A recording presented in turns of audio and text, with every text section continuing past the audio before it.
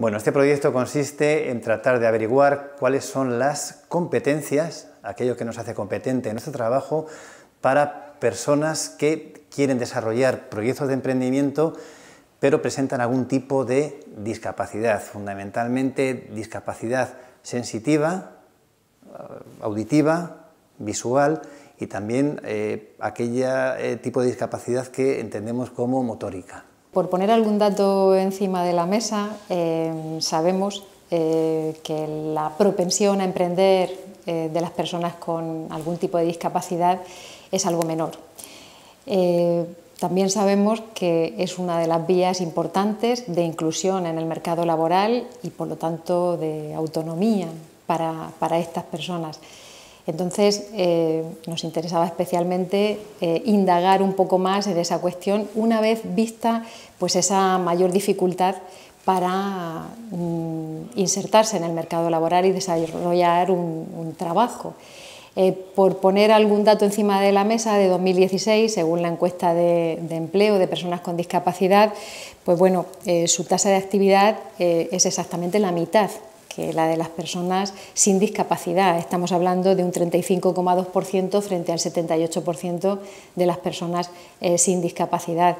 Exactamente igual ocurre con el empleo. La tasa de empleo de una persona con discapacidad del 25% frente al casi 63% de la tasa de empleo de una persona sin discapacidad. Y a la inversa con la tasa de desempleo, es decir, muchísimo mayor entre las personas que tienen algún tipo de discapacidad.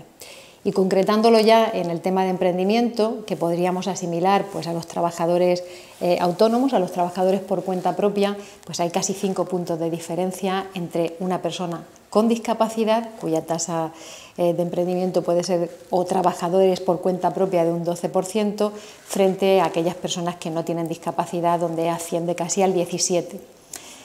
Exactamente igual con respecto a los trabajadores. Son personas autónomas que en la mayor parte de los casos pues, no tienen trabajadores a su cargo. Es decir, hemos constatado unas dificultades reales e importantes a la hora de insertarse en el mercado laboral y sobre todo de tener un trabajo por cuenta propia. Ligado a lo que comentábamos anteriormente, una vez que hemos constatado esa dificultad, y sobre todo teniendo en cuenta que el emprendimiento es una vía de inserción laboral y, como digo, de autonomía muy importante, sobre todo para personas que precisamente adolecen de esa, a veces de esa mayor autonomía en la gestión de su economía y en la gestión de la vida cotidiana incluso, pues nos interesó profundizar un poco más en cuáles son los límites que se encuentra una persona con algún tipo de discapacidad para desarrollar una actividad emprendedora. Y de todas las posibilidades de abordar esta cuestión, que indudablemente son muchas, pues nos llamaba la atención especialmente el tema de las competencias. Sabemos que ellos pueden tener unas limitaciones o barreras físicas, queríamos saber hasta qué punto esas barreras físicas son reales y efectivas para realizar una actividad emprendedora, hasta qué grado, hasta qué dimensión lo son y sobre todo qué se podía activar desde el punto de vista competencial precisamente por la singularidad de algunas de estas personas que activan otro tipo de capacidades para vencer algunas de esas barreras. En esta parte del proyecto estamos trabajando en una investigación cualitativa. Entonces, básicamente las herramientas que estamos utilizando es la técnica de grupo nominal, que consiste en una especie de grupo de discusión dirigido y al mismo tiempo una serie de entrevistas en profundidad. En primer lugar, uno de los colectivos que para nosotros es clave en este estudio es conocer la opinión de aquellas personas emprendedoras con algún tipo de discapacidad. También hemos querido contrastar esta información bajo el punto de vista de aquellos técnicos de la administración regional que desarrollan funciones de asesoramiento, como por ejemplo psicólogos, personas que están trabajando como orientadores laborales, y junto a este colectivo también hemos hablado de los técnicos de las asociaciones, personas que también desarrollan una labor importantísima muchas veces de acompañamiento en estos procesos de emprendimiento, y por último también a responsables y directivos de asociaciones que tienen que ver con el emprendimiento, pero en el ámbito de las asociaciones. Como ha dicho mi compañero Ángel, hemos utilizado una técnica de grupo nominal que nos ha llevado a analizar diversos colectivos. Lo que voy a comentar pues es un poco la síntesis de la conjunción de todos esos análisis del discurso de todos esos colectivos, el diagnóstico que han hecho los distintos colectivos. Y en síntesis destacan tres elementos. Uno, los aspectos de carácter psicológico y de la propia personalidad. El segundo son los aspectos de carácter institucional, legal y políticas públicas. Y en tercer lugar, los socioculturales. Si quisiéramos precisar un poquitín más por algunas cuestiones que dentro del ámbito de los aspectos psicológicos pues llaman especialmente la atención o se han visto como una limitación importante, pues diríamos que ellos señalaban básicamente dos. Uno, con respecto a los aspectos psicológicos, a veces las dificultades y la lentitud que pueden tener en el aprendizaje. Podemos intuir que una persona con dificultades auditivas, aunque no sea absolutamente sorda, o una persona con dificultades visuales, la retención, la memorización, el aprendizaje puede ser más lento y eso lleva a un agotamiento, un cierto agotamiento. Para emprender hay que conocer, documentarse y también, lógicamente, aprender. Esa dificultad ya es una primera barrera importante. Y luego otra que destacaban especialmente entre estos aspectos era el agotamiento, a veces agotamiento físico y psíquico que requiere. Si vamos un poco, pues es casi una misma cuestión. Los dos elementos más destacados entre los institucionales pues era lo que tiene que ver con la financiación. Parece que hay una queja generalizada o un sentimiento generalizado de falta de líneas específicas que potencien el emprendimiento entre las personas con algún tipo de discapacidad.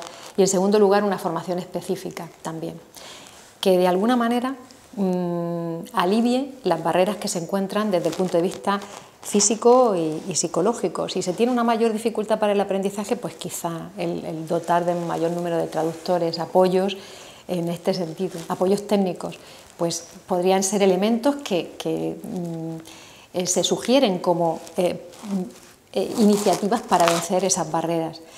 Y en el tercer elemento que llama mucho la atención, y nos gustaría señalarlo, pues es los aspectos socioculturales, y hay un cierto acuerdo entre ellos en que una de las barreras más importantes es la falta de visibilidad y a veces la desconfianza. Aquello que no se conoce mueve a la desconfianza. Una desconfianza, por ejemplo, pues cuando se va a pedir una línea de crédito, bueno, esta persona con una limitación física, ¿hasta qué punto este negocio puede prosperar o no? Es decir, que socialmente hay barreras importantísimas que tienen que ver con la desconfianza por desconocimiento. Este proyecto lo que quiere es visibilizar estas cuestiones y de alguna manera reivindicar algunas de las medidas que desde el punto de vista de los propios implicados ayudarían a solucionar estos temas. Como coloquialmente se dice, la feria va un poco por barrios. Quiero decir que en función de los colectivos a los que nosotros hemos preguntado, las competencias que se valoran, aunque hay ciertas coincidencias, no terminan de ser exactamente siempre las mismas. Si nosotros, por ejemplo, preguntáramos, como hemos hecho, cuáles eran las que favorecerían el emprendimiento en personas con discapacidad, ellos han señalado el optimismo, la empatía, la conciencia emocional, la transparencia y la iniciativa. Hay, sin embargo, otro tipo de competencias que a su modo de ver no resultan tan relevantes, como por ejemplo el trabajo en equipo y la orientación al cliente y calidad de servicio. Curiosamente, si preguntamos estas mismas cuestiones a personas que están trabajando en el ámbito de la administración regional, el enfoque es diferente. Entre las que favorecerían el emprendimiento, una cosa que nos ha llamado la atención es la gestión de conflictos, junto con la orientación del servicio, que antes hemos comentado que era una de las que posiblemente menos impacto podía tener para las personas con emprendimiento, y sin embargo la iniciativa pues sí parece retomarse junto con también el trabajo en equipo. Entre las competencias que, por otra parte, para estos técnicos de la Administración regional pues no son tan relevantes a la hora de desarrollar un proceso de emprendimiento en personas con discapacidad, destacan la conciencia emocional y la autoevaluación. Esto nos hace pensar que, en función de los colectivos, las interpretaciones son distintas. Dicho en síntesis, mientras que para las personas con algún tipo de discapacidad el emprendimiento tiene su base en el optimismo, tiene su base en la empatía, tiene su base en la iniciativa, para los técnicos de la Administración parece que ponen el foco mucho más en temas que tienen que ver con la gestión de conflictos, que pudiera lugar su discapacidad a que se evidenciaran, y luego temas como la orientación y calidad de servicio. Somos 20 personas de 3 departamentos y 2 universidades. Las 2 universidades son la Universidad de Murcia, que es la que aglutina mayoritariamente al grueso de los investigadores, y la Universidad Politécnica de Cartagena. Y los departamentos implicados son el Departamento de Sociología, el Departamento de Organización de Empresas de la Universidad de Murcia y de la Politécnica de Cartagena, y el Departamento Mixto. Tenemos una persona de Hacienda Pública, Hacienda y Políticas Públicas, que también nos interesaba desde el punto de vista pues, técnico la aportación en este sentido.